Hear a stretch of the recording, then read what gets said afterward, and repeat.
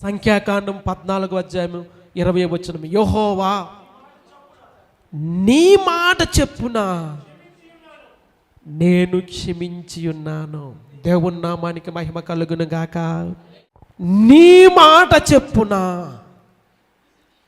నీవు చేసిన విజ్ఞాపనను బట్టి, నీవు పెట్టిన మొరను బట్టి, నీ మాట చెప్పున నేను క్షమిస్తూ ఉన్నాను. ఎంత గొప్ప ఆధిక్యత ఒక దేవుని సేవకునికి!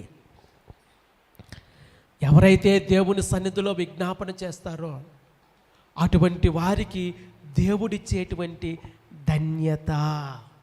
అయితే ప్రియులారా, వారి పాపము క్షమించబడింది, కానీ పాపానికి తగినటువంటి పర్యవసానము తప్పక వారు అనుభవించాలి. గడిచిన వారంలో చెప్పాను,